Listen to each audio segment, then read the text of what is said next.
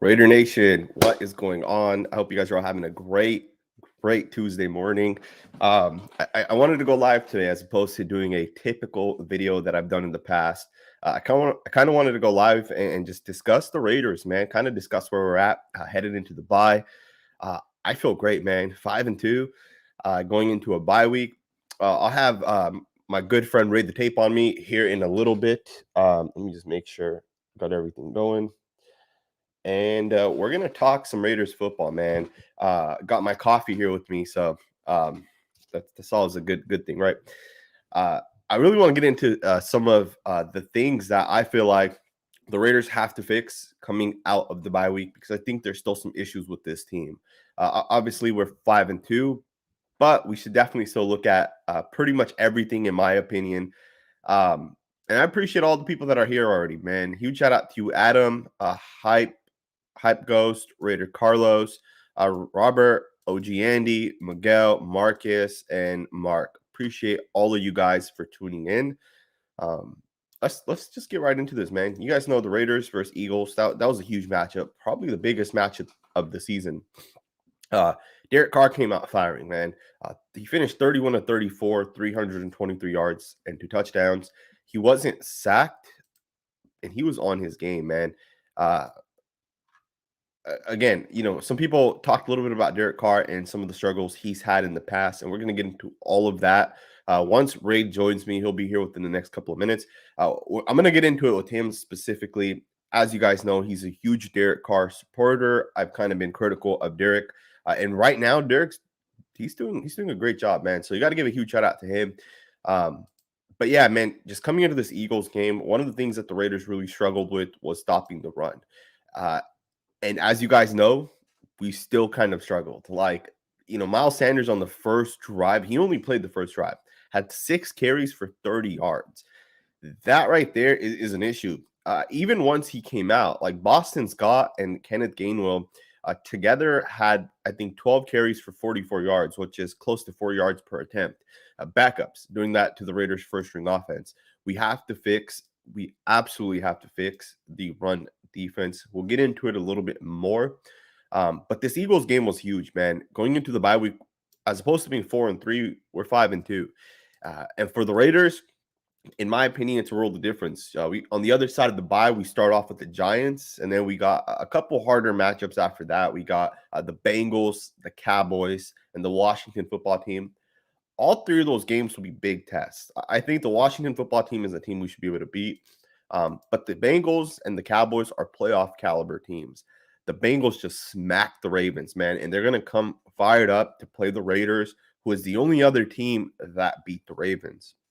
So it's going to be very interesting. It's going to be a very exciting matchup going into that side of the bye week. But Derek Carr, man, great game against the Eagles. Even the offensive line, man. I think people kind of underestimate where this offensive line or how far it's come. Kenyon Drake had 14 carries for 69 yards. He averaged 4.9 yards per attempt. Josh Jacobs had 6 carries for 29 yards. He averaged 4.8 yards per attempt. Those statistics are huge, in my opinion, right? And that starts right there with the offensive line. I see some of your guys' comments. I appreciate you, Raider Carlos, for tuning in. You said that you haven't seen me in a while. Appreciate you tuning in, man. Marcus also said you can't sleep on the Chiefs, and I totally agree. Just because the Kansas City Chiefs, I believe they're 3-4. Don't quote me on that, but I think that's what their record is. You can't sleep on the Chiefs because the Chiefs have still outscored the Raiders. They've outscored the Chargers and, of course, the Broncos. But the Chiefs have the most points scored in our division on the offensive side of the ball. Obviously, right now, their defense is terrible, but you still don't want to sleep on the Kansas City Chiefs because the Chiefs, let's face it, they're still the Chiefs. They still have a very potent offense. Andy Reid does a great job calling plays. And that, too, it's different when it's a divisional game, right? Division team. I don't think we should definitely sleep on the Chiefs. Definitely still one of the best teams in the league. Again, I feel like some people are overlooking the Chiefs. Again, we'll see when the Chiefs come around. I think the Chiefs are right after the Washington game. I think that's like week 11 or something like that. That's one of the next 5 games that the Raiders will have. But yeah, man, it's gonna be very interesting to see how the Raiders compete against some of these top tier teams because they're coming. The Bengals, the Cowboys. I think Washington's still a good football team, although they've lost a ton recently. They still have a great defense. And then you got the Chiefs. We'll play the Chiefs twice, and then we'll play the Chargers later on as well. So we still have a ton of really good teams on the schedule. But yeah, man, appreciate you, Jesse, wrote us for tuning in, and everybody else, man. There's over 113 of you guys. If you guys can hit that thumbs up button, I'd really, really appreciate it. Got my coffee here. So let me know what you guys are drinking, man. I'm going to assume most people are drinking coffee or they've had their coffee or maybe it's tea. Let me know in the comments below, man, what you guys are drinking while I take a sip here.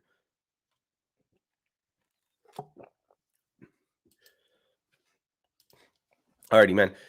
Let's jump into this. Let's really jump into this. Let's talk a little bit more about the Eagles, the Raiders. One of the things that I felt that was very, very important for the Raiders to do was to continue shutting down tight ends. And for the most part, the Raiders did that. Dallas Goedert had 3 catches for 70 yards, which is fantastic. I think he had one long catch in one of the later drives of the game. But the Raiders did a really good job containing that tight end. And we're going to get into all that, man. I'm going to have Ray join me here in just a second. I asked the question, what are you guys drinking right now? I appreciate it. I see a lot of you guys saying coffee all day, matcha from Raymond, apple juice from Fud GGG. Someone said they're drinking beer, which is way too early to be drinking beer, man. But, it is what it is. H2O, absolutely. Got to get your water in. Dark roast coffee. Absolutely. Someone said tea. James said tea. That's awesome, man. That's awesome. Some people are saying energy drinks and stuff like that. But with that being said, man, let's get into this, man. My man Braid, how's it going? What's good, man? Can you hear me loud and clear? See me? Absolutely. Yes, sir. How we doing? What's up with the chat gang? I see you on the building. My guy drinking beer out here at 9 in the morning. I hope you're on the East Coast on lunchtime or something. Yep. I hear you. What's good with it, TNG? How you doing, boss?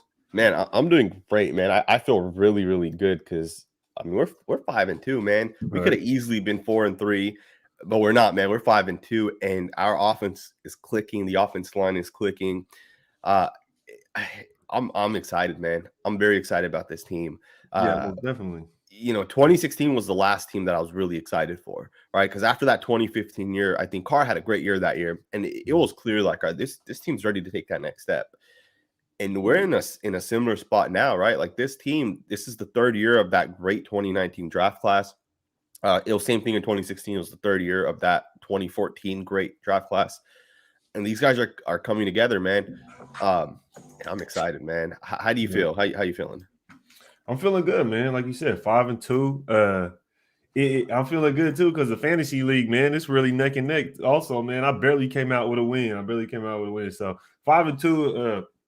Though with the Raiders, man, and going into the bye week, the number one thing for me, though, after you saying all that is, you kind of just think of the past. It was 6-3. It was 6, so yeah. I just want to find us in a position to be a playoff caliber team while we are still up. And that's what I'm looking for, man. But it's a good time. We got to enjoy it while we have it. Yeah, absolutely, man. It's crazy because when you look at this team and you look at the way it was kind of constructed, like John Gruden clearly had a vision, man. And before the year, I felt like that vision was coming together, right? Run the football, play good defense, but it was primarily to run the football and that too, throw off of the run game, right? And that too, like be able to spread the ball out.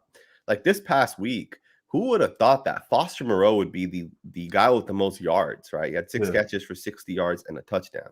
Like who would have thought that Foster Moreau would be that guy? Now I understand Darren Waller was out, but like we could have still went to Brian Edwards or Henry Ruggs or Kenyon Drake or whoever else, but it was Foster Moreau that stepped up. It's an exciting time, man, for the Raiders. Especially when it's your tight end too, so we just kind of put the league on notice to say, hey, they got 2 tight ends now. And going forward, it's kind of interesting to see if maybe we'll kind of utilize them more when Waller comes back. Because it seemed like when Waller was here, you didn't really see too much of Morrow. Yep. But the moment he went out, obviously it was only been 1 week. Morrow was getting that work. And Yep. he was making the most of it. You know, that one catch he got on Epps, that was gold right there, man. That was real nice. Competitive catch, and you like to see that right there. So we basically got 2 first-string tight ends, in my opinion. Absolutely, man. You know, I said this, I believe it was before the beginning of the year, that if Foster Moreau was on a number 1 tight end on another team, that he could have 1,000 yards. Yeah. And I think this game kind of proves that. And I don't think he was targeted that much, right? Like, I know he had 6 catches, but I believe he was maybe targeted 7 times, or maybe he was only targeted 6 times. Right. Yeah, he was targeted 6 times. So he caught all 6 of his passes. Like, imagine if he was getting like 12 targets a game, right? Some tight ends get that. I think he could absolutely do something like that. I want to get into the he could, because imagine if he would have went to a team like the Cardinals, or instead of Ertz being traded there, just something like that. Absolutely. Really on any team, the way tight ends are utilized now, he'd end up being a star. Yeah. Tight end's a growing position, man. It's crazy because I don't know when it started, man. Maybe it was like Tony Gonzalez. Maybe it was before Tony. But I feel like from that point forward, like, tight ends have been really involved in offenses. Man. You look at the top tier offenses, and they all have great tight ends. You got the Ravens, you got the Chiefs. Obviously, the Titans last year had John Smith. Obviously, they let him go, but our division alone, man, just has like some of the best tight ends. You got Fent. You got obviously you got Waller. You have was that Michael the Chargers? Yep, that was my computer. My fault. That was a Raiders game actually playing in the background. Our division alone has 4 of some of the best tight ends in the league. I mean, even Jared Cook came over here to play for the Chargers. Of course, Kels is probably the best tight end, most consistent that we've known. And, growing up watching football, our generation has seen some great tight ends. I remember guys like Jeremy Shockey, when he played for the Saints and the Giants. Like, that dude was a beast. You know what I mean? Antonio Gates coming up. Like you said, Tony G was a beast. And we had to see him when he played for KC many a years. So, I mean, tight end is definitely a growing position. And now that they're trying to add some swag to the position, have tight end day, and you got Kels and George Kittle. So it's going to for sure grow, man. We're going to probably see some fools like Kyle Pitts come up here soon too. Oh, absolutely. So if you're a big wide receiver, I would play tight end over playing wide receiver. I feel like tight end is such a valuable position, man. It's such a growing position. Do you think the Raiders can go 12-5? Do you think that's a possibility? 12-5. So we just have to finish 7. Honestly, I'd have to look at the rest of the schedule. Yeah. I'm really trying to take it game by game. You know what I mean? I don't want to jinx this or nothing. But no, I don't really want to switch off what I said at the beginning of the season, just because how we're looking now. Because at the beginning of the season, I said 10 wins. Really. Yeah. At the end of the day, is it possible we get 12? Yes, I think it is possible. But that means what? 2 more losses. I mean, 3 more losses. 3 more. Yep. 7-3, man. That's definitely possible. Definitely possible. Yep. But that would be if we're a legitimate team, right? And I know me and you have talked about it behind scenes and all that stuff, but we'll have to prove that we're legitimate. And I don't think we've done that yet. Personally, I don't think we've done that yet. I don't think the Eagles was the right test. Yeah. But let me get to the chat real quick, because I seen the chat in the building. What's good with the chat though, man? I see Raider Los already drinking. Yes, sir. Chris Gang in the building. Jesse Rodas, salute to Jack Kennedy. Yo, Aaron Cortez, what's up with it? What's up with it? Yep. Egalitarian in the building. I see you out there, man. What's good with y'all, man? The chat is deep. Make sure y'all hit that like button. Appreciate y'all pulling up. Appreciate CJ bringing me on, man. But man. I seen the comment you brought up. 12-5 is the ceiling, and I think, how much truth do you think holds to that? I think it does hold some truth, because I can't see us just winning out, right? But definitely 12-5. It's a ceiling. I see 12-5 a ceiling. I could see us winning 12 games, man. I don't think this is like last year. Right? This team's just different. Like, we're deeper. We have the depth. We didn't have the depth the last 2 years. Right. The second our linebackers went down, we stuck on defense regardless, but then we couldn't stop anybody, right? Yeah, exactly. Now I gotta ask you something, man. The Raiders versus Eagles, it was a huge game. And the Raiders won, obviously, and it was, we were up 30-7 at one point. It was a landslide. What do you think about that game? Like, do you think it was, because Derek Carr had a great game, right? Like Mhm. you could say Yeah. Derek Carr won us this game. Yeah. But at the same time, you can also say the defense did their thing, right? 7 points, multiple turnovers. Yep. That's how you win, right? Multiple Mhm. turnovers. You start with great field position. What's your takeaways from this past game?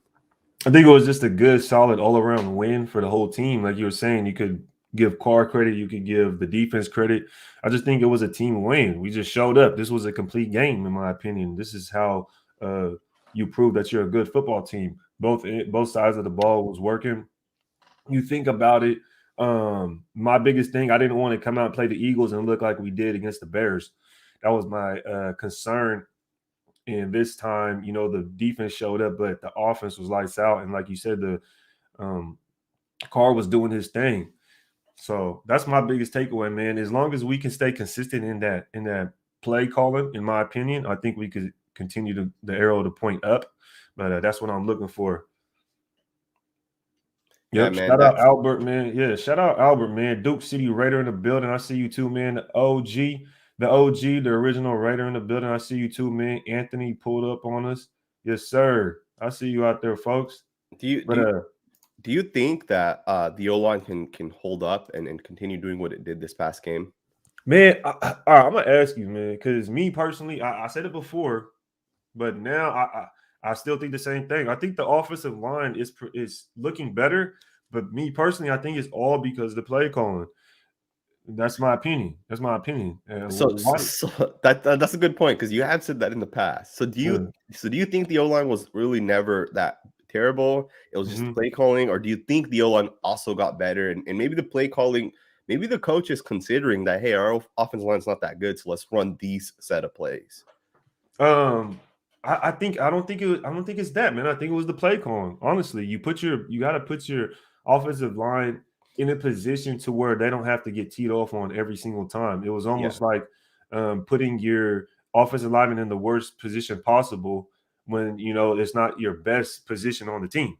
yeah, And that's how I kind of seen it. There wasn't no a good comment I've seen, and this is how I can explain it, is keeping the defense off balance. And that right there, it doesn't leave your offensive line susceptible to getting beat a lot. You see what I'm saying? When yeah, we come out and throw a short out route, instead of just running up the gut trying to get 5 yards, you just throw an out route real quick to Ruggs. That's the same thing as a good run play. yeah, But instead, you don't have to count on your offensive line sitting there trying to get these blocks upfield or trying to hold the block for a certain amount of time to open up holes. You yeah, can just get the ball out real quick, and that's a 5-yard gain. yeah, Instead of just dive, you know what I mean, in between the tackles, which is going to be a 2-yard gain, maybe even a loss because it wasn't working. yeah, So we started doing that. Obviously, we all been screaming for a screenplay. That yeah, helps as well. yeah, When we were talking about it before all, I was saying what was the reason, or not the reason per se, but what was the excuse that we got rid of Rodney Hudson, Gabe Jackson, Trent Brown? Is that we got saved money, we were younger, we were more athletic, and we were faster. We were not using these guys in their full potential of athleticism at all. They weren't getting out in space, nothing like that. Now you see Cole Miller, 10 yards downfield, pushing a guy, push this guy over here, then go up to the next level, push this guy. yeah. So it's like you really want to see that. You see it from Andre James as well. So that's just kind of how I see it, man. I think the play calling is definitely helping out the offensive line to where they don't have to just sit there and be like, okay, run another heavy run and then sit there and pass block while everybody's trying to tee off on the quarterback. Yeah, that's those are all great points, man. Because I do think that the play calling has made a huge difference, right? There's no excuse for the fact that when we had John Gruden, I believe it was 11 straight games we went 3-and-out, Mhm. right? 11 straight games we killed our own momentum to Yeah. start the game because we weren't able to get a first down, and we put the defense into a tough situation just to start every single game the past 11 Yep. games, right? The last two seasons. Why is it that Rich Bisaccia takes over, Greg Olson takes over as OC and takes over the play calling duties, and for 2 straight weeks we have opening drive touchdowns, Nope.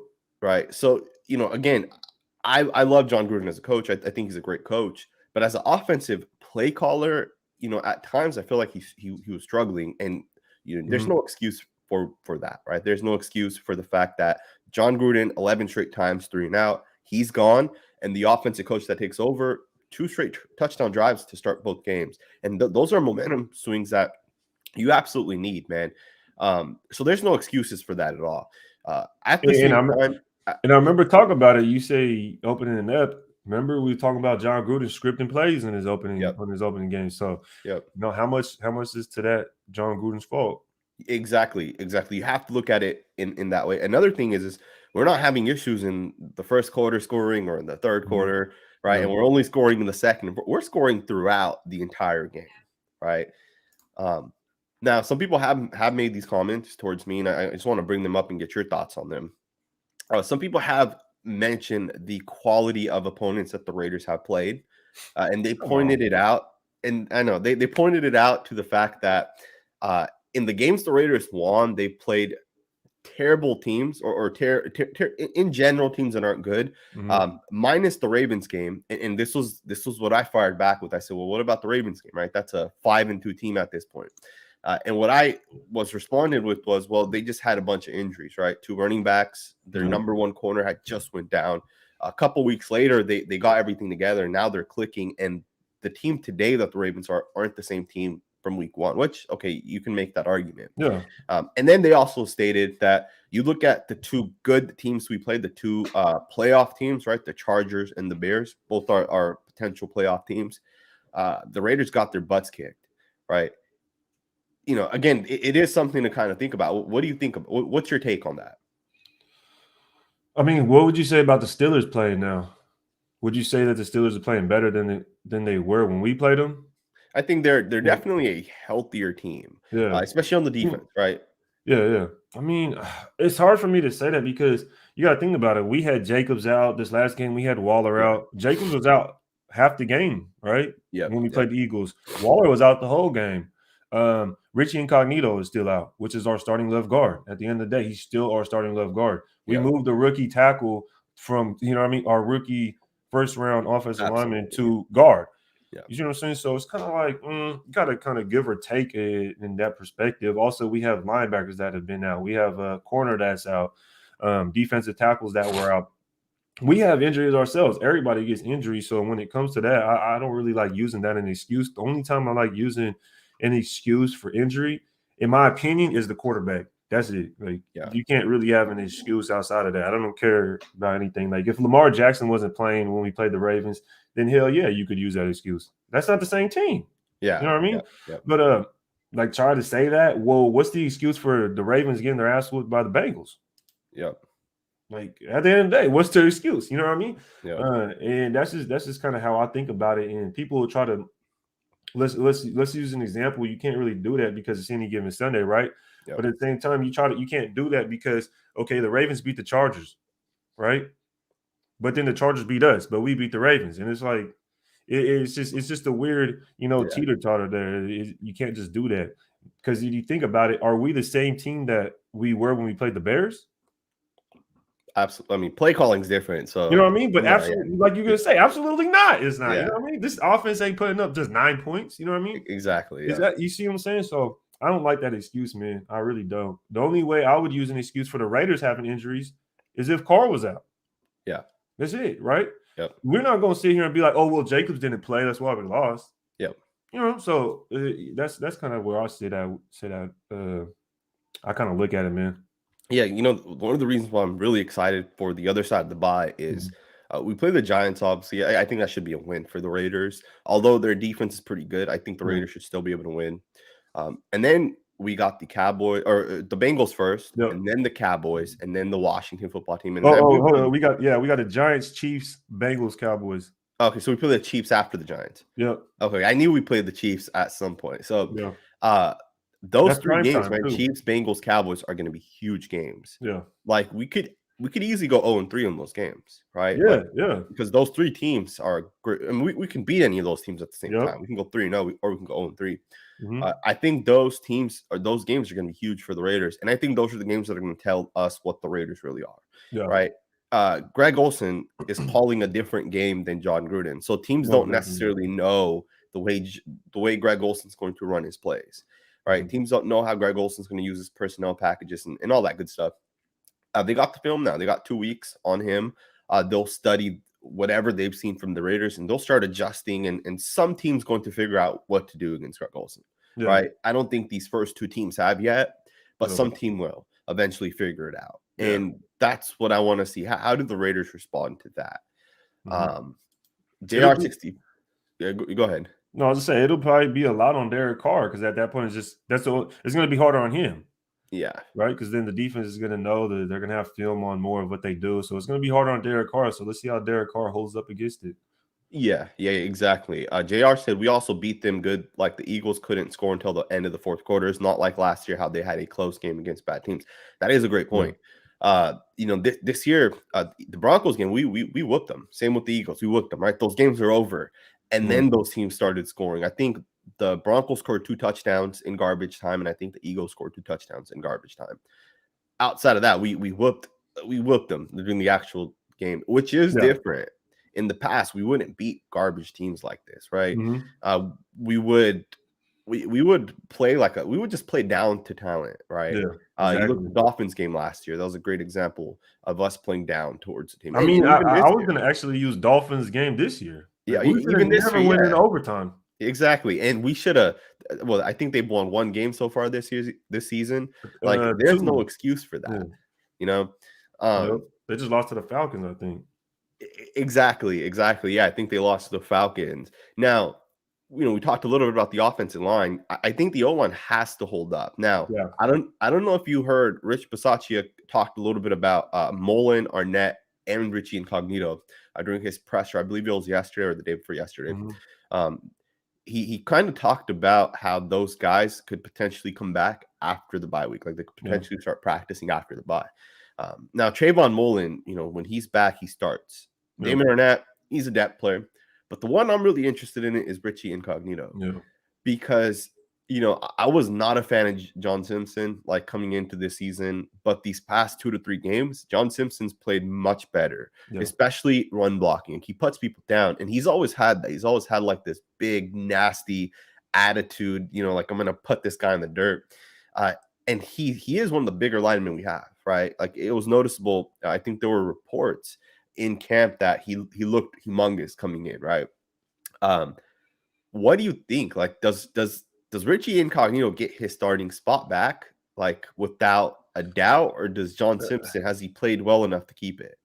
I think you have to play Incognito. I feel like it's kind of a tough question now that the way you framed it, with the upside of Simpson.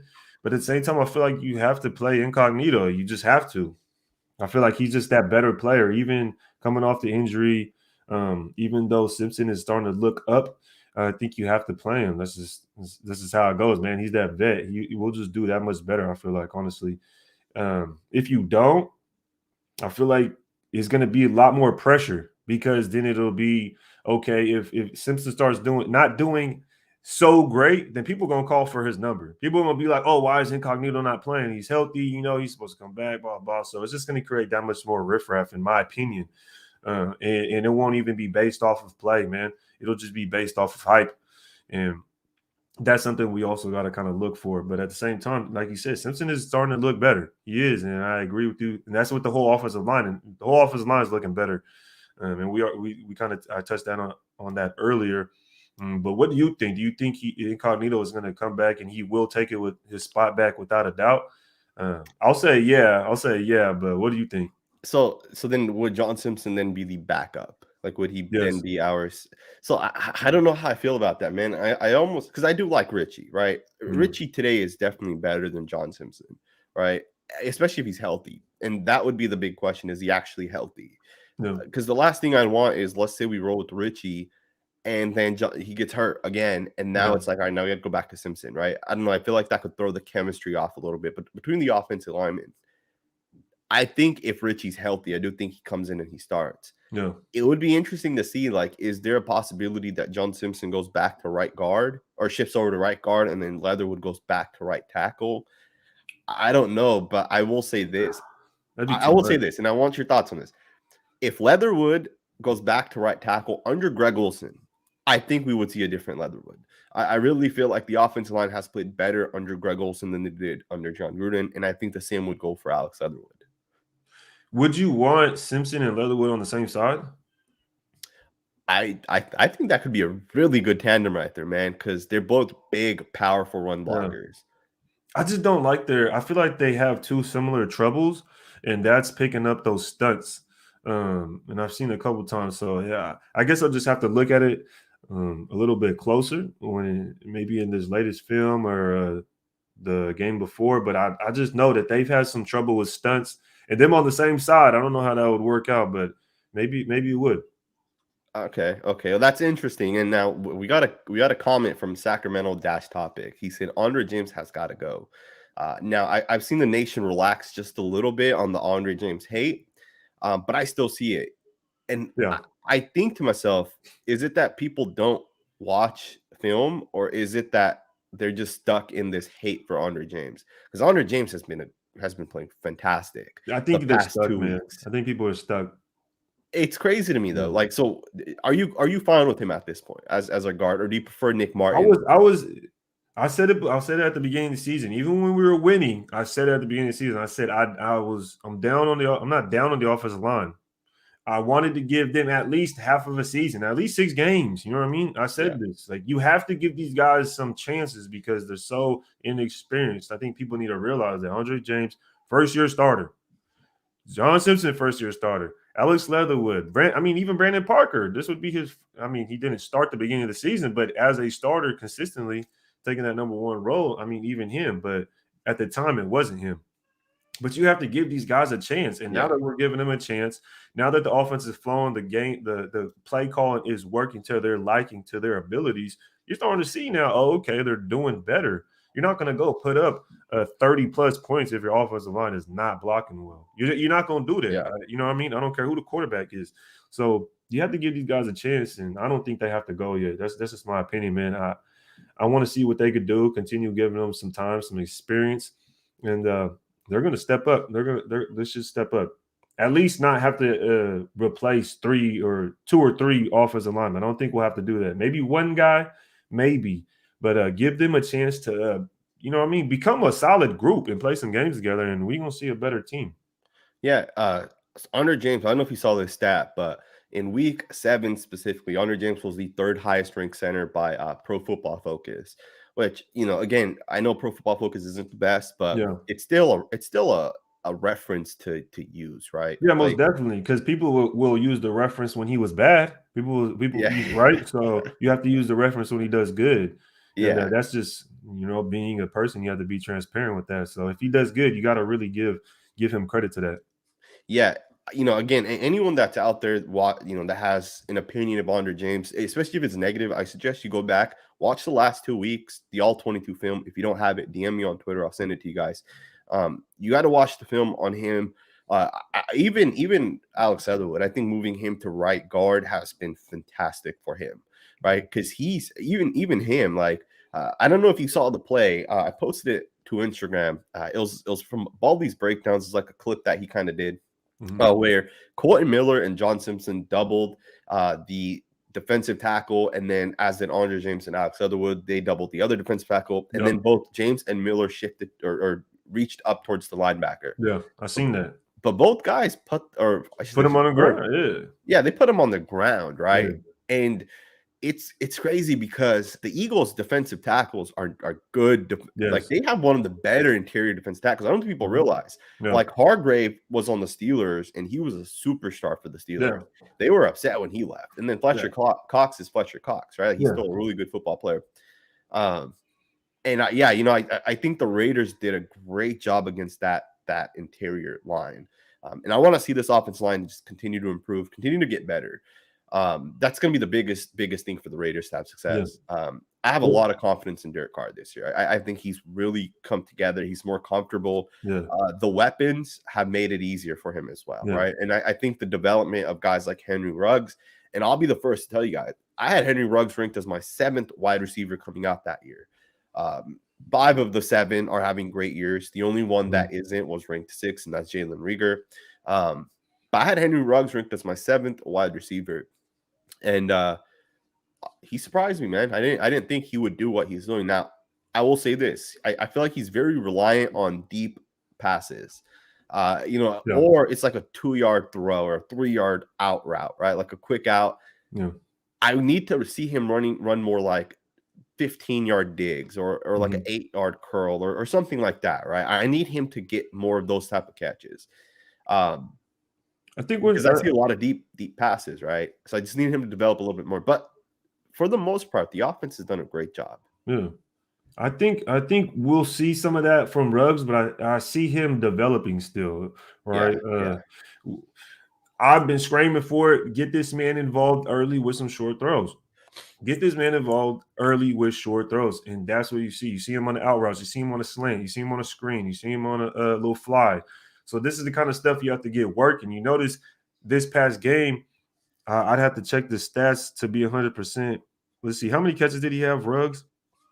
I think he had 2 this past game. Okay, he had 4 receptions for 24 yards. Okay, 4 on 4 targets. So he went 4 for 4. And you think about it, they were all short throws. Yeah. All of them were short throws. And that's me personally seeing him evolving as a wide receiver 1, because it's not him going deep every single time. It's just not him getting the long ball. No, he's catching a slant in traffic. He's doing the out route, getting about 7-8 yards. And that's how you develop drives. That's how you continue going and get your receivers warmed up. And I think we're going to start seeing those routes you're talking about. He even did a comeback route on Slay, right? Yeah. So that right there, those are 3 different routes: an out route, a comeback route, a slant inside. The only thing he didn't do was go deep. Yeah. So I think we're starting to see that development from Ruggs to see him turn into a real wide receiver 1. That's my opinion. I think he's gonna start balling out here real soon and step up to be that wide receiver 1 if he continues to develop like we're seeing. Because we know he has the long ball. All he has to do is work on that underneath stuff, and we seen it last game, man. That's what got me most excited. One guy that's disappointed me from the receiving group is Bryan Edwards. No. We heard about how he was the next Terrell Owens or whatever he was supposed to be, right? He was supposed to be this next superstar. I don't know where the hell he's been, man. I know he had that one catch for 51 yards last week against Broncos, and that was a huge catch. But I thought this guy would just be better than everybody, right? And that's not. I haven't seen it yet. And maybe it's only because he's in his second year, right? Sometimes it takes a player 3 years, right? It took Tyreek Hill until his 3rd year for him to really develop. But I got to see more from Bryan Edwards. I feel like he hasn't done enough. How do you feel about him? It's hard to say, but it's hard to say a player's mental is off, right? As far as like the books, right? As far as football and all that. Because we really don't know. We don't know what they think or how they feel on the field. But that's, for me, that's what I think it is for Edwards. He has to get the mental part of the game down. He has to be able to have a chemistry with Carr to where, Carr could just make a look at him or make a little check, and then he does something different than what was originally called, and then they make a play, right? That's the kind of play I feel like you got to get from Edwards for him to have production, because that's the kind of player he is, in my opinion. That's just my opinion. He needs to have some type of chemistry with Carr, because we seen that with Crabtree, and that's the kind of chemistry I feel like Edwards and Carr could have, is like he had with Crabtree. Not really like an Aguilar, not really like a Seth Roberts or anything like that. It would be like a Crabtree. He needs to be able to beat his guy, go deep, do the comeback routes, and that's kind of what I'm looking for with Edwards. But I don't think he has a mental part of the game down yet to where he could develop that chemistry with Carr, man. Yeah, Raymond makes a good point. Edwards needs more targets. He has shown he can do it. I do feel like he isn't targeted enough, but you can also say, is that because he's not getting open quick enough, right? Or he's not doing something in his routes that Derek doesn't want to throw him the ball, right? So there's more to just the fact that he isn't being targeted. Overall, man, this offense is firing, but I do want to ask you about the defense, man.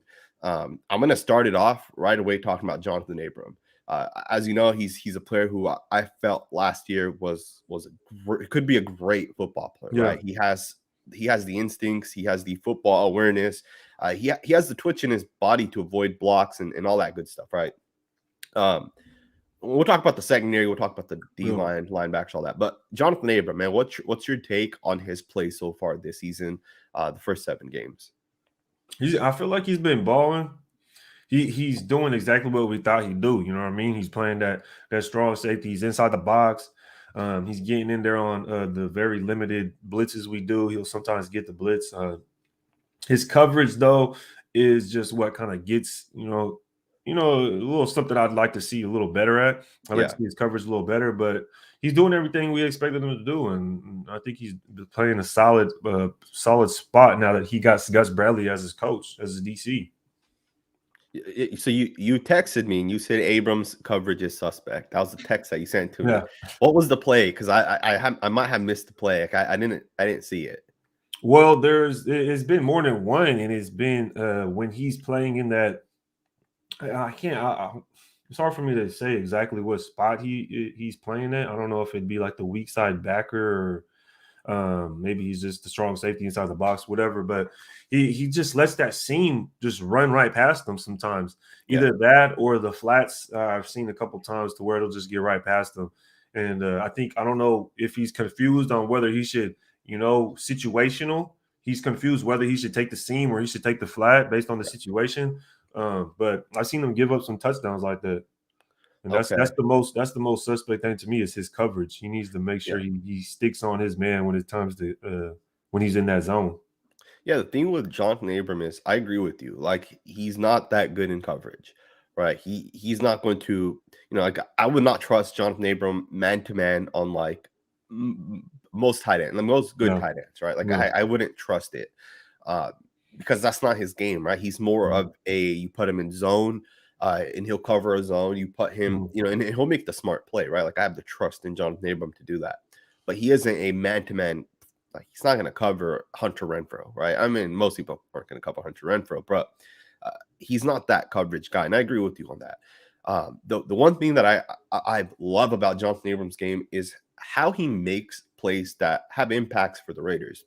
Yeah. One play, for example, there was a play that Kenneth Gainswell got the ball and he was about to score. And I think it was Quentin Jefferson wrapped him up, but he was about to fall into the end zone. And Jonathan Abram hit him. Came around. Like he didn't just hit him and let him go into the end zone. He went around to make sure he stops him from getting into the end zone. And the important part of that play is that I was going to post that. I know what you're talking about, man. Say that again. So I was going to post that play because it was more important than what you're about to talk about. Exactly. Yeah, because we forced the fumble on that drive, right? And we saved the touchdown because Jonathan Abram decided not to, like, I'm gonna just hit this guy and let him fall into the end zone, right? Mm-hmm. He made the smart play and it paid off. He's made plays like that this season. He did that once against the Steelers. There was a play in which the tight end was about to jump forward for the first, and he came and stopped them, and then they punted the ball. It was 8 minutes left in the fourth quarter at that point. He broke a pass up against Mark Andrews against the Ravens in overtime. It would have been a first down. Instead, it was 3rd and long, and then we forced a fumble on the next play, and we went on to win the game. Jonathan Abram's been making smart plays all season long, and I don't think people realize it that he's been doing that, right? Because oftentimes they go overlooked. It's not like an announcer is gonna bring it up or whatever, and it goes overlooked, right? And to your point on that play, to where we were just playing the Eagles, the significance of it was major because that was the play. What people don't realize, that was the play right before Max Crosby jumped over the offensive line. Exactly. Yeah. So all the shine went to Max Crosby, of course, because he made that play, which was a good play. Yeah. Right. It was crazy. But at the same time, what Sanjit just said, the play before that, it would have been a touchdown if Abram didn't make it around the player to push him from falling into the end zone. And that was super important. I seen that too, man. I was like, that went overlooked right there. But he's the one that's made that drive. He's the one that really stopped it. So That's a good point. That's a good point to bring up. Yeah, it's a very good play from Abram. I just want to give a huge shout out to Jonathan Abram because for me personally, years back, I supported Colton Miller because I saw things in his rookie year that I said, this guy has a lot of potential to develop. I saw the same thing in his second year, and people still killed Colton Miller, and people killed me for supporting Colton Miller, right? They'd call me a homer, biased, whatever they wanted to say. And at the same time, I've defended Jonathan Abram because I've seen things from him, and I've supported Andre James as well, right? But like with Jonathan Abram, I've supported him a lot the past 2 seasons, and last season especially, people killed him. And there was a YouTube channel that has like 70,000 subscribers. The guy did like a Raiders preview, and he said in his video, and I found it crazy, he said the Raiders should just cut Jonathan Abram right now. Like before preseason even ends, they should just cut him and get rid of him because he's the worst safety in the league. And I was I was surprised that this guy has these many followers and he doesn't know that about the Raiders. You know, one, he's a first round pick. You're not going to cut a first round pick, but yeah, you know, I'm glad that he's coming around because Jonathan Abram deserves, you know, all the effort and work he puts into the offseason. I'm glad it's coming together for him. I'm excited, man, with the young team that the Raiders have, especially on that defense. You know, you look at the secondary in general. Trayvon Mullen should be back after the bye, right? Yep. That's the hope. And then you look at, you know, I know Amik Robertson got benched, but he doesn't have the playing time, right? No. The more you play, the better you get. Yep. And Amik Robertson hasn't played enough. And I know he got benched. I totally understand that he missed some tackles. But I think in the future, Amik Robertson can still play for us, right? I think Isaiah Johnson had 4 years. I believe it would have been his 4th year this year, and we cut him, right? So if Amik gets that opportunity, I think he might be able to play for us as well. David Arnett, not really sure what's going on with him. You know, he does good at times. Like, he's in coverage, he's on a guy, and then, like, to me, it seems like he's a better man-to-man corner than he is his own corner. Yeah. And I feel like that might end up hindering Arnett for the Raiders. Yeah.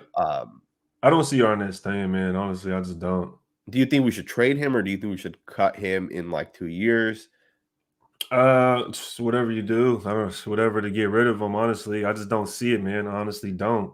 I know, like you said, he looks like he's better in man coverage, but I've seen times where it's like he'll be in man coverage trying to press, and he just like falls, man. It's like, yo, you just almost gave up a touchdown. That's not, like, that's unacceptable. You either good at zone, you either good at man. But if you're good at man and you're falling, then that's all bad. You know what I mean? So I'm done. I'm done with Arnett. Personally, I'm done with Arnett. That's like the only player I'm done with, man. To be honest, you know, that's crazy. I'd start Amik over him. No, well, but that's the thing. We saw that, right? Like that. Yeah. Oh, actually, I guess Arnett technically got hurt, but that's interesting that you say that. I'm not ready to give up on him yet. I would give him his 3rd year now. With saying that, I would be fine with trading him to like the Ravens or the Patriots or a team that plays a lot of man-to-man because I think those teams could get the most out of him. I think. Yeah. I wouldn't want to trade him to them then if they're going to get the most out of him. They're in the AFC. Hell no. All right, so let's send him to Detroit. The Broncos. Detroit. Would you get if a team offered you a 2nd-round pick, the Patriots or the Ravens? If they offered a 2nd? Wow, I'd take it quick. Okay, so what if a team offered a 3rd, a random any team in the NFL? Would you take a 3rd-round pick? I would take a 5th, man. You would take a 5th? That's crazy because I would not give up on him yet. He, you know, even though we took him in the 1st round, the 19th overall pick, even though we took Arnett really, really high, he would have still been a 2nd-round pick at the latest, right? Mm-hmm. So, like, a team would have still given him the opportunity. I think with Arnett, I feel like he's just a victim of scheme fit. It just isn't right for him, right? I know people will say zone coverage is easier than man, right? But I don't know. I just feel like Arnett is built for man, right? He's more of a man-to-man corner. And that too, I feel like Arnett's the type of guy that could get you interceptions. He's the type of guy that, he'll get beat, but he'll also make a play. He'll also get you an interception. He'll tip a pass and maybe someone catches that tip, right? Yeah. Obviously, go ahead. I just think you won't get much for him because you see corners get traded. For instance, what did Gilmore get traded for? I believe it was like a 5th-round pick. Like Gilmore or I think Cj Henderson got traded as well. And I would have rather have Cj Henderson. I think Cj Henderson is better than Arnett. So I'm not sure why Cj Henderson got traded. Yeah, me neither. I believe there was something there, right? It wasn't just they were giving up on him. The thing with Gilmore is you were trading a 5th-round pick plus $22 million. Yeah. Right. And that's different with Arnett. With Arnett, you're not paying him $22 million. He's still on his rookie contract. Is Arnett better than Conley? Is Arnett better than Conley? I'm not sure. I don't think he's better than Conley, man. And we got I don't remember what we got for Conley, but it was like a 3rd or a 5th or something like that. Yeah. It was a 3rd, which is crazy that the Texans gave us that for him. Again, I want to get the most out of. I want to see what we can get out of Arnett, right? I wouldn't want to get rid of him yet. I would give him this year, and I would give him next year, man. And then in year 4, if he's not cutting it, feel free to cut him, man. At that point, it is what it is, right? I don't want to waste time on a guy like Arnett when we can get other guys that might be better. But we do have to keep in mind Casey Hayward is 31 years old. Yeah. Like, he's up there in age, right? And that's kind of my thing. Like, would you want to keep Arnett because you think Hayward is going to be gone next year, or like what would keeping Arnett? Where would you want to do? Like, just let him be around so he could continue to develop and see what he does, or because for me personally, I'm ready to move on and see what the Meek has instead of, you know what I mean. And that's just how I'm thinking. I'm done with Arnett, man. He's had plenty of time, bro. He has so much time. He's had plenty of time. He's getting burnt like no other, dude. Well, let me ask you this then. Speaking of Arnett, do you think if you had to cut one player, or let me rephrase that, if there's one player that is worse at his position, who is it? Damon Arnett or Cleveland Ferrell?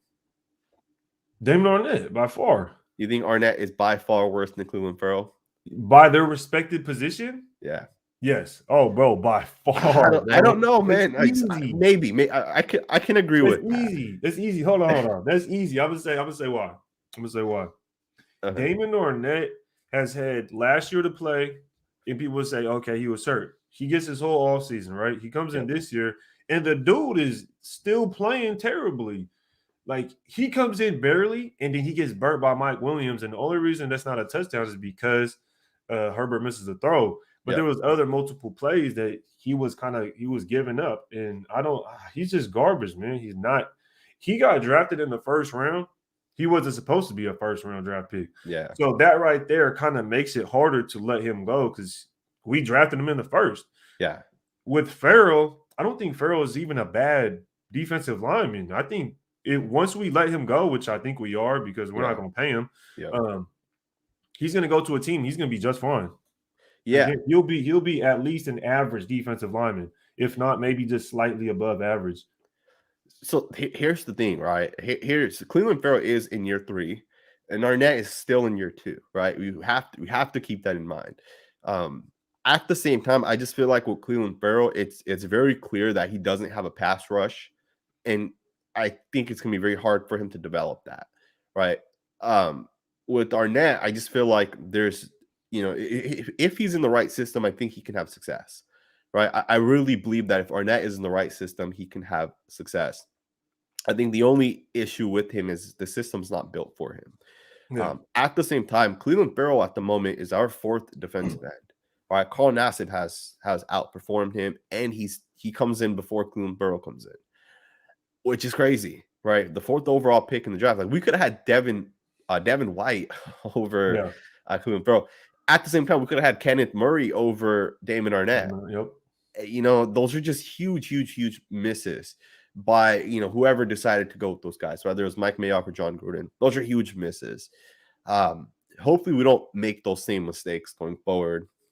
Obviously, I don't think we will. Hopefully not, because we made a lot of good picks, right? And you, at the end of the day, your roster is 53 guys. You can't keep everybody, right? We have Max, Yannick. With those 2 guys alone, you got to keep in mind we still have Malcolm Kuntz, which is crazy because we haven't even really seen him play much. But we might not have the space for Cleveland Ferrell, right? And that doesn't mean he's a bad football player. It just means that we don't have room for him. We have Mullen and Hayward and Trufant. We might not have room for Damon Arnett going into next year, right? It just depends who we have, right? Well, let me ask you this, though, because you asked me about the Arnett and the Ferrell. Who would you rather have, Amik Robertson or Damon Arnett? I would, for the upside, that's a hard question, man. It's crazy because for the upside, I do think Arnett could be better. I do think that because Arnett has length, right? He's lengthier. Yeah. Now, I will say this. I think Robertson right now might be better, right? He might be. But I will also say that if you can't tackle, you're not going to be a good corner. You have to be able to tackle. That's the very basics of being a good corner in the league. You look at the top corners, Jalen Ramsey, Xavier Howard, Stephon Gilmore. These guys can tackle. They won't miss tackles. And I think that's the first thing you have to do. And Damon Arnett can tackle, right? I know he got hurt every time he tackled last year, but I think if he gets a full off season, he gets used to the game, he takes his head out of the tackling, I think he can tackle. Again, I think Damon Arnett has much more potential. So I would take Damon Arnett. What about you? I'm just looking at the chat, man. It's really 50-50 in the chat. Me personally, I'm taking the Meek. Meek's my guy, man. I think he's a little small bulldog that's out there ready to bite. So I got Meek, man. I don't like.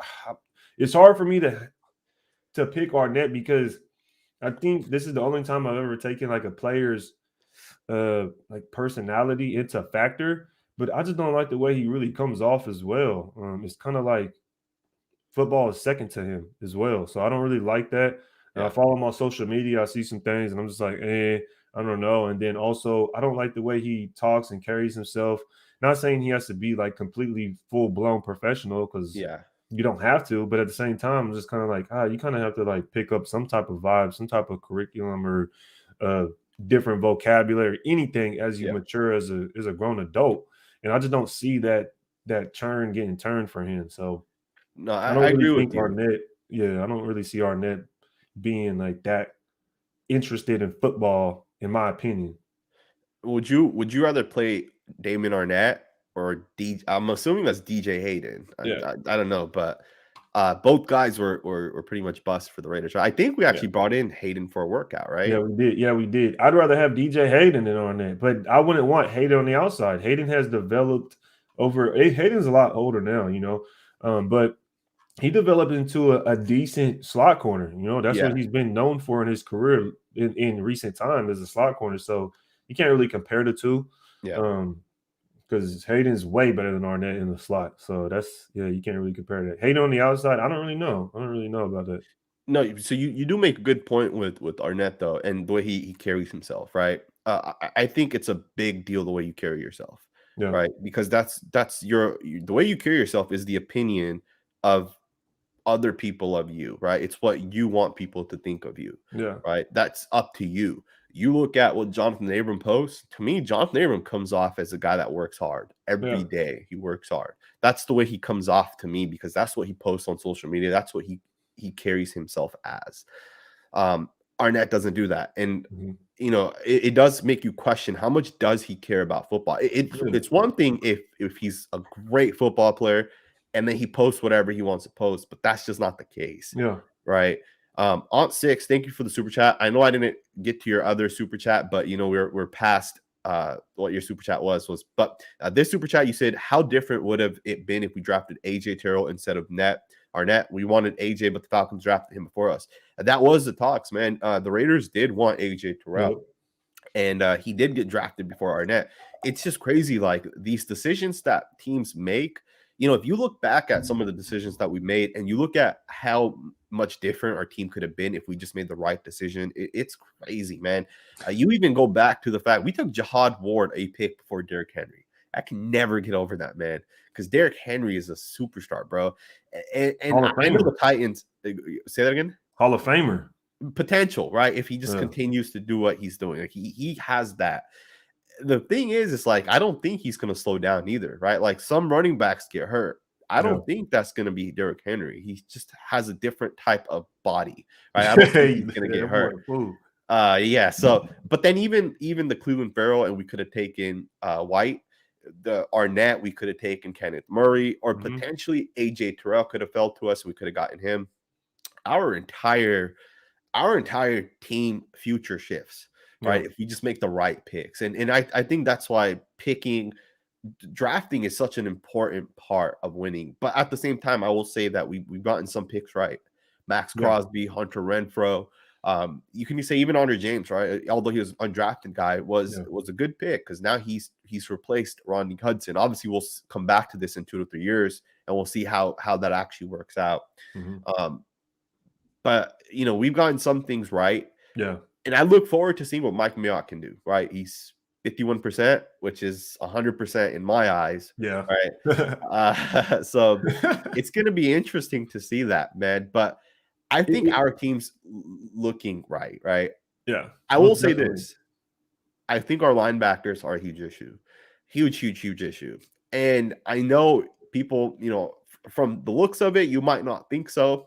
but we're terrible against the run, man. Like absolutely terrible. And I think we put the Titans this year, right? No, If we no, we don't play the Titans. okay, maybe we don't, but No. we play the Browns, and they're Yeah. a run heavy, great offensive line.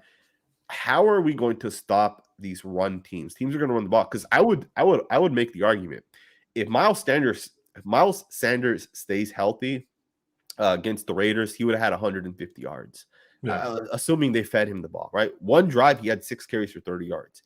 If they fed him the ball and he was healthy the rest of the game, it's much different, man. That's a much different game. Mm-hmm. Obviously, you can't look at it that way because the Raiders could have still continue to put up points, but I think the Raiders linebackers are a huge issue. How do you feel about that group? I feel the same way. I think we're kind of slim at the linebacker spot. And I kind of talked about it, and I don't really understand how Gus Bradley decides what time to put which linebacker in. I don't really know who he decides. Okay, is this my coverage linebacker? Is this not? Is Perriman staying in to play coverage now? Because Nick Wachowski doesn't seem like he's kind of coming in for those coverage downs. Littleton, I got to talk to you about Littleton, man, because how do you feel about Littleton? Because I feel like you are the only person I've really heard so much speak on maybe we should trade him, or maybe he's not playing as good as it may seem. What is your thoughts on Littleton? Yeah, so coming into this year, I felt towards the end of last year he had gotten better. But coming into this year, it's clear that Corey Littleton cannot tackle, and he is terrible against the run. Now, at the same time, he's fantastic in coverage. Like he really is. I don't know how I feel about that because our pass defense is great, right? It's good. But we're also going to have to stop the run at some point. And I don't know if Corey Littleton's that guy because it's not just like, fill a gap and make the tackle. Like Corey Littleton can fill a gap. Yeah. The issue with him is he can't make the tackle. And that's what we're really losing at that linebacker position. Again, I don't know. I love Denzel Perryman. I think he's a fantastic linebacker. He's a downhill linebacker. I know he has some flaws in coverage. Yeah. So it sucks because we don't have a linebacker that's both good in coverage and good against the run, right? We have Denzel Perryman or Corey Littleton, and they're on the opposite ends of the spectrum. One's great against the run, one's great in pass coverage. Nicholas Morrow is going to come back soon. I don't know who he replaces. Does he replace Corey Littleton or does he replace Denzel Perryman? Because I know technically, per his role, he would replace Denzel Perryman, right? Because Denzel Perryman's like that inside middle linebacker, and that's what we wanted Nicholas Morrow to be. But I don't know. Like, how do you feel about Corey Littleton? I could see. I think Littleton is playing well, in my opinion. I think he's playing pretty well. As far as stopping the run, I think it has a lot more to do with the scheme than it does exactly the players. He may miss some tackles. I've seen Perriman miss some tackles. I mean, I even see Hobb. I've seen some guys miss tackles, and I feel like the way this defense plays, it literally forces the linebackers to make the tackle, right? It pushes the running to the linebackers. Yeah. The defense just not really filling the gap. They're just picking up the linemen, and then they leave the gap open for the linebackers to come up and make the tackle. Yeah. So that right there, you would really want to see Littleton make every single tackle, but I think they're doing pretty well, man. I think as far as the run game, we just need more of a stout defensive tackle room. That's my opinion, though. Yeah. I think we don't have defensive tackles that could stop the run. And I was saying it before the season even started. We brought in guys that could really get to the quarterback, in my opinion. Yeah. Jefferson, Solomon Thomas. The list goes on. Hankins is the only person that could stop the run. Yeah. And even then, he's decent against the run. He's just the biggest guy out there. He's a good defensive tackle, but he's decent against the run. I would want to see a guy that's going to completely blow it up, and the running back literally sits in the dude's lap, right? Yeah. That's what you would want to see from defensive tackle. I don't really see that from our defensive tackles. It's mainly on the linebackers. That's why Denzel Perryman could lead the league in tackles. That's why Littleton got 11 tackles the game before last. And our defensive tackles aren't really stuffing those running lanes. So that's kind of how I see it. I kind of like our linebacker core. Of course, they're on, like you said, they're on one side of the spectrum. One's really good at run, and then one's really good at pass.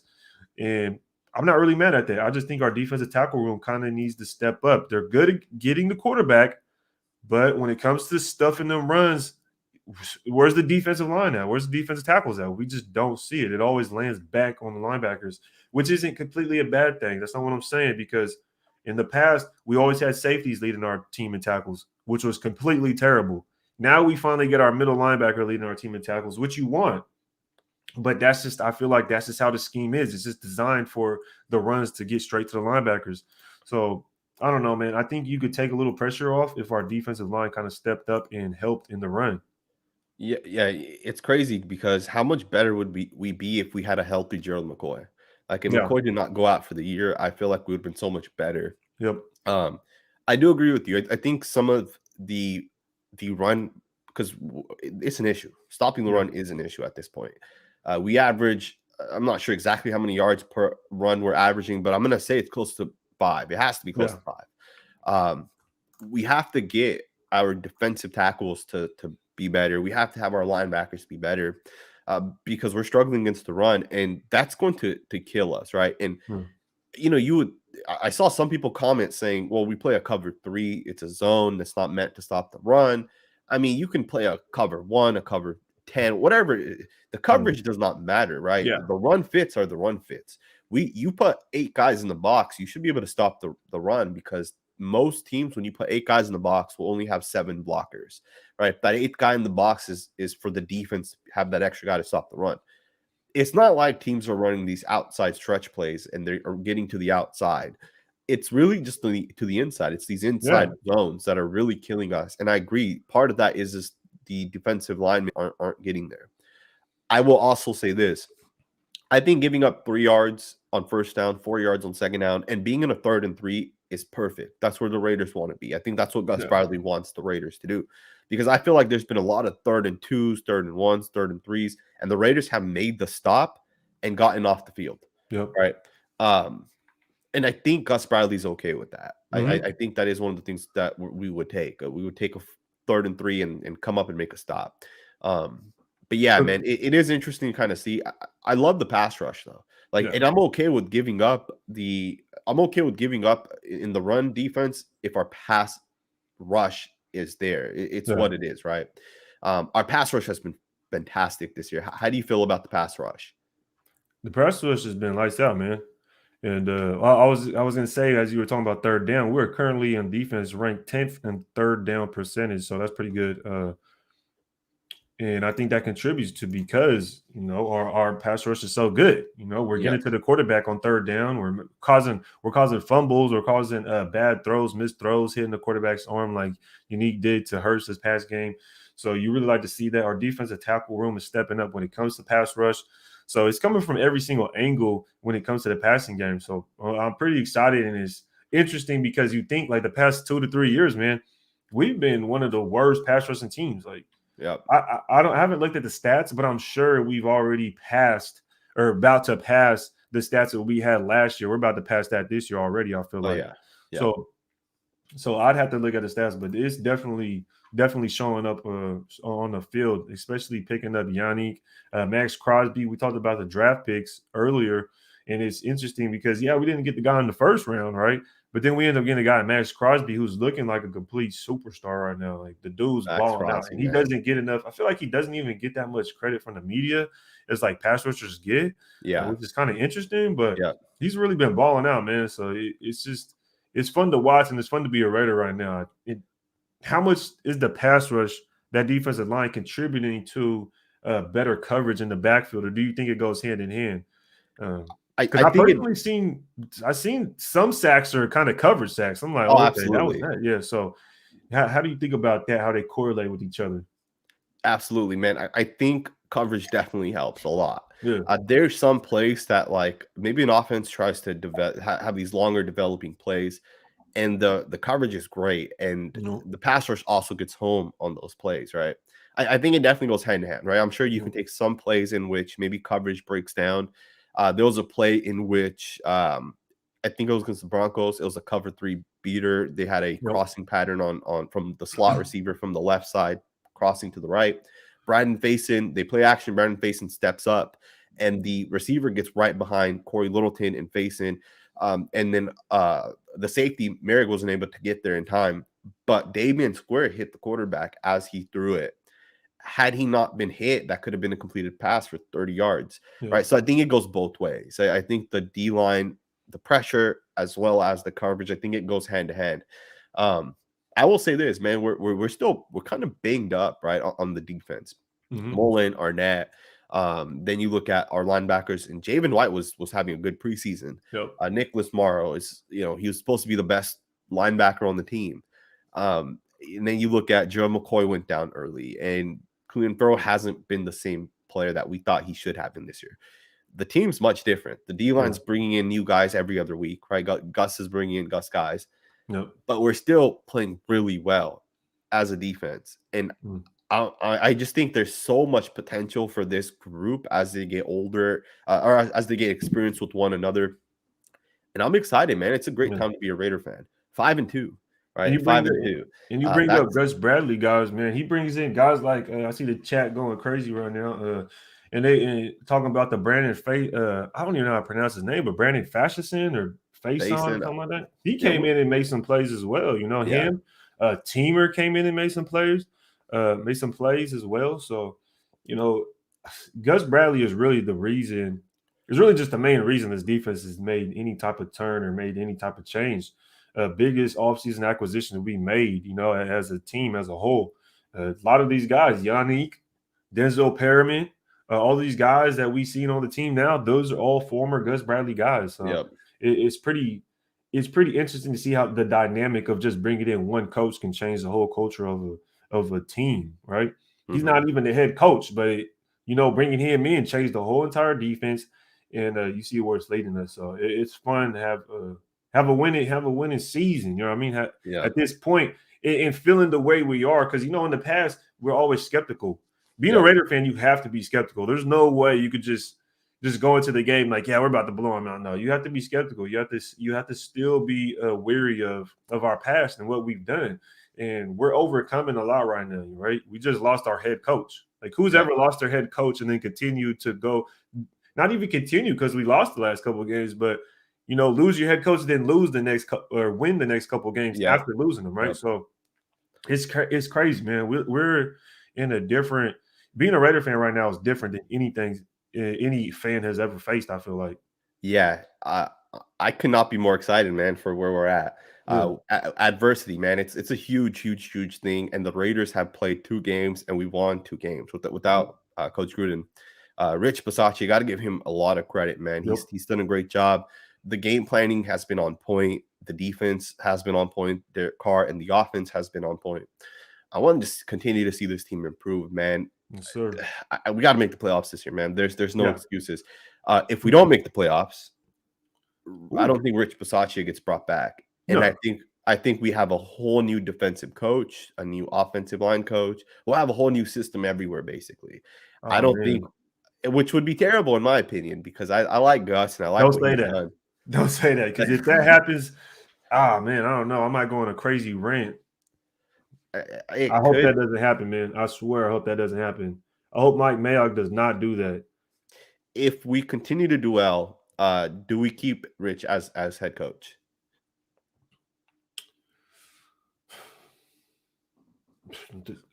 Man, I don't know, man. It's weird because I didn't think he was going to be the head coach.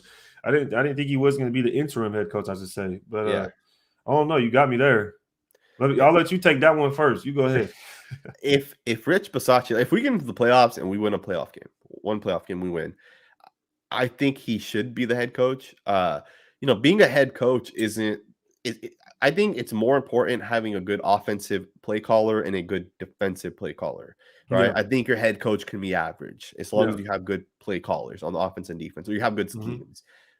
I don't know if Greg Olsen is that guy. Like, I know he's done great the last 2 weeks, but this is still a John Gruden built offense, right? Greg Olsen just kind of took it over. It's different when you have to build from the ground up. And then it's different when you just take over someone else's, pre-built offense, right? It was the same thing with Paul Gunther and how Mike Zimmer built the Bengals and defense, and then Paul Gunther just managed it going forward. It's kind of the same thing here where John Gruden built, and then, this guy, Greg Olsen, is just going to take it over. The thing is if we do keep Rich Bisaccia and we keep all these other coaches, what's going to happen when Foster Moreau's gone and maybe we don't re-sign John Simpson, right? And then we bring in a new guard and a new tight end. Brian Edwards walks and we bring in a new receiver. How is Greg Olsen going to be able to teach these guys, right? That's the question mark I would have, right? Because Rich Bisaccia is not teaching these guys, right? It would be Greg Olsen teaching them the offense. Either way, I mean, at this point, what do we have to lose? Right, we've had so many terrible seasons the last 20 years. If Rich Bisaccia gets us into the playoffs, let him have the next 3 or 4 years, right? Let's see what he can do going forward. More so than that, I think keeping the same defensive coaches together, right? Ron Miles, and then Gus Bradley. I think that is a huge benefit for the Raiders, as opposed to bringing in a whole new system. Like Trayvon Merrick was handpicked by Gus Bradley, as was some of these other guys. Right, Jonathan Abram fits the scheme. I don't know if John Abram fits other 2 safety high schemes or whatever it may be. Right, it's going to be interesting, man. Honestly, man, do you think that Mike Mayock would do that? Do you think he would honestly clean house and then bring in all new coaches and all that kind of stuff? Well, I think Mike Mayock would potentially hire another coach. And that getting a coach is a very hard job, right? Some people might think, oh, there's hundreds of coaches out there, just go get one, right? There are hundreds of coaches, but there's not a lot of good coaches, right? You don't want to just take an average coach and know he's going to be an average coach, right? Like the Philadelphia Eagles kind of got stuck with that, right? The coach that they hired is an average coach. He's not a good coach, and it's very clear he's struggling, right? That whole entire system is struggling right now. I wouldn't want to go from what we have now and go get another coach. That too, the Chargers hired their own coach, and because of that, Gus, their entire coaching staff changed. Right? Because that coach wanted to bring his own guys in. I don't know if so it wouldn't be Mike Mayock firing Gus and all, but Mike Mayock would hire a head coach, and that head coach would say, "Hey, I have 3 other job offers. The only way I'm going to take this job offer is if I can bring my own guys in. Therefore, our guys would end up getting fired, right? And that's kind of where I'm standing at with it is I don't see Mike Mayock going in and saying, hey, okay, I want to hire you as a coach, and then the guy saying that and then him being okay with it. I just don't see it. I think Mike Mayock would see what we have already, and he say, I'm going to stick with this, and I'm just going to fix that one piece. That's kind of how I see it. I think if Mike Mayock were to do that, then we're in trouble because he's showing a lot of ego. That's just my opinion. Why would you take a team that's showing promise and then rip it apart? That's just how I take a step back and look at it. And if Mike Mayock thinks, hey, I want to go get my own head coach and then go ahead and let that head coach bring in his own guys, then so you're basically saying you want to be Mike Mayock. You want everything to be your own thing and you built it your way and nothing to do with Gruden. That's how I would perceive it. That's how I look at it. And I don't really like that. I think you don't need to do anything like that. You have a DC who just flipped a defense that was worse than franchise history from last year into a decent defense in like basically overnight. You know what I mean? Since the first game of the season. That would be ridiculous on Mike Mayock's part. If he were to do that, I'd want him fired like immediately. That's just my opinion. As far as the offense, do you want Derek Carr to learn a completely different offense now? After this 4 years of torture that we had to go through, that would piss me off as well. Absolutely. I would want Mike Mayock's head for that as well. I think, what the hell have we been building for these last 4 years if we're just going to flip it upside down? So that's my thought process on it. And as well as, him being the special teams coach and now the head coach in Rich Bisaccia, I'm not 100% sure if I'd want him to continue being the head coach per se.